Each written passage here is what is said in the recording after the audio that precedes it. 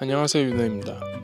자, 오늘은 요즘 날씨가 되게 여름하니 좀 푸릇푸릇하기도 하고 이렇게 한번 밖에 나와가지고 토킹 형식으로 한번 카메라 얘기를 해보려고 하는데, 오늘 얘기할 주제는 이제 85mm 렌즈에 대한 얘기를 한번 해보려고 합니다.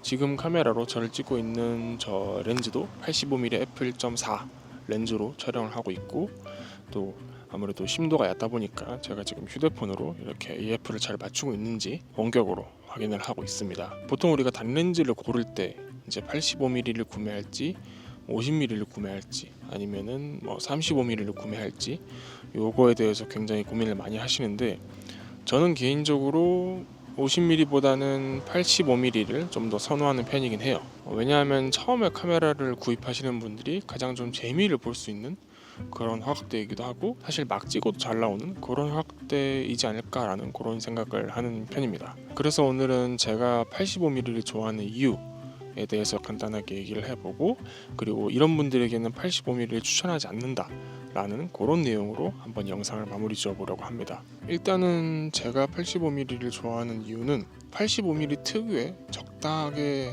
압축된 배경과, 그리고 그 압축된 배경 속에서 나타나는 그 얕은 심도, 그 느낌이 되게 저는 항상 예쁘다고 느껴지더라고요. 50mm 단렌즈 중에서도 심도가 얕은 50mm f1.2 같은 렌즈도 그런 효과를 낼 수 있지 않느냐라고 말할 수 있지만, 그 특유의 85mm가 갖고 있는 그 망원의 느낌이 저는 굉장히 좋더라고요. 그래서 개인적으로 단렌즈를 하나 꼽으라고 하면은 35mm 있고 50mm 있고 85mm 이렇게 있다면 그 중에 85mm를 가장 좋아하는 편입니다. 그리고 주변에서 단렌즈를 처음으로 구매를 하고 싶은데, 혹은 단렌즈를 구매할 계획을 갖고 있는데 어떤 렌즈를 구매를 해야 되느냐라고 물어본다면은 저는 개인적으로 85mm를 추천하는 편이에요. 구매를 했을 때, 결과물을 찍었을 때, 사진을 찍었을 때, 영상을 찍었을 때, 찍고 결과물을 보자마자 우와 이쁘다 이런 반응을 얻을 수 있는 그런 렌즈이기도 하거든요.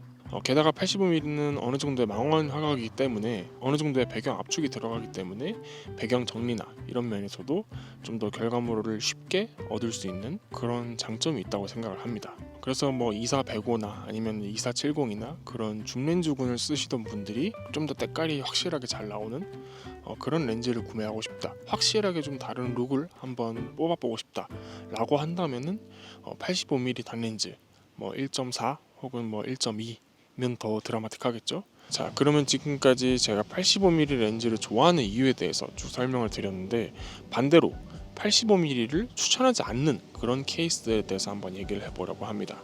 첫 번째는 85mm를 데일리용으로 쓸 생각이라면 전 추천하지 않습니다. 왜냐하면 일단은 2470이나 2400으로 써보신 분들은 아시겠지만 85mm라는 화각은 생각보다 많이 망원이에요. 그렇다 보니까 클로즈업 샷이나 그런 거를 찍을 때도 생각보다 거리가 꽤 벌어져야 되고, 그리고 전신이나 배경과 같이 담으려고 하면은 피사체와 생각보다 많이 멀어져야 돼요. 그렇다 보니까 어디 여행을 가거나 아니면 여자친구랑 데이트를 한다든지 친구들이랑 놀러 간다든지 그런 상황에서 뭔가 제대로 좀 찍기 위해서는 잠깐 여기 한번 서봐 하고서 이제 저 뒤로 가게 되는 거죠. 그렇다 보니까 뭔가 이제 즉각적으로 돌아다니면서 바로바로 찍어주거나 바로바로 그 자리에서 사진을 찍어주고 결과물을 얻기에는 조금 거리가 항상 벌어져야 한다는 그런 화각적인 특징이 있습니다. 그래서 데일리하게 가지고 다니면서 막 바로바로 찍고 이런 용으로는 부적합할 수도 있어요. 생각보다 망원이기 때문에 피사체와 거리가 벌어져야 된다는 거. 두 번째로 85mm를 추천하지 않는 분들은 어떤 분들이냐면은 핸드헬드로 85mm를 영상용으로 쓰실 분들이라면은 전 추천하지 않습니다. 왜냐하면 보통 85mm 단렌즈들이 손떨방이 있는 경우가 잘 없어요. 그리고 바디에 손떨방이 있다 하더라도 이게 망원이기 때문에 핸드헬드로 영상을 찍기에는 쉽지 않은 그런 화각의 렌즈라고 보시면 됩니다. 그렇다 보니까 50mm나 35mm 정도면은 이제 손으로 들고 다니면서 데일리하게 영상도 찍고 어떻게 이렇게 저렇게 쓸 수 있다고 하긴 하지만, 85mm 정도까지 가면은 어딘가에 팔을 받치지 않는 한은 거의 삼각대가 필요하다고 볼 수 있습니다. 그래서 여행을 다니면서 내가 영상을 찍을 용도인데 85mm를 끼고 간다? 요거는 좀 추천을 드리기 힘들 것 같아요.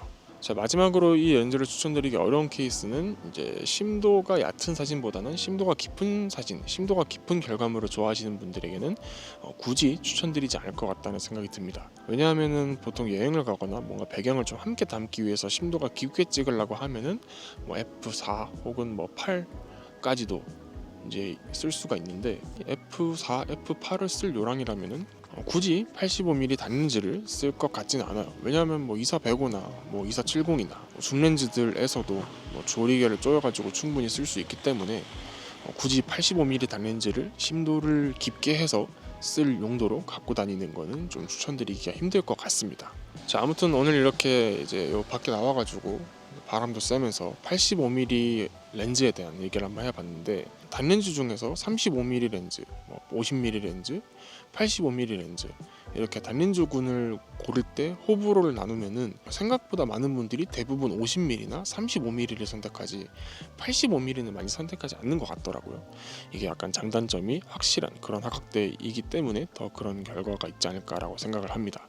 그렇지만 저는 개인적으로 이 85mm의 때깔을 굉장히 좋아하기 때문에 좀 드라마틱한 그런 결과물을 얻고 싶으시다면은 그러면은 85mm 렌즈를 한번 구매해서 써보시는 것도 나쁘지 않다고 생각을 합니다. 특히나 85mm 렌즈로 이렇게 무조건 클로즈업만 찍는 게 아니라 지금 제 요 영상처럼 이렇게 좀 멀리 두고서 풀샷을 찍으면은 또 그 나름대로 되게 때깔이 좋기 때문에 망원 화각으로 좀 색다른 느낌을 표현하고 싶으시다면은 85mm 이 단렌즈도 한번 구매해 보시는 것을 추천드립니다. 아무튼 요즘 날씨가 점점 더워져가지고 밖에서 이제 촬영이 잡히면은 참 걱정부터 많이 생기는데, 저를 비롯한 많은 촬영업에 종사하시는 분들이 이제 올 여름도 무탈하게 잘 보냈으면 좋겠습니다. 아무튼 오늘 영상은 여기까지고요. 다음에도 좀 더 유익한 영상으로 찾아올 수 있도록 하겠습니다.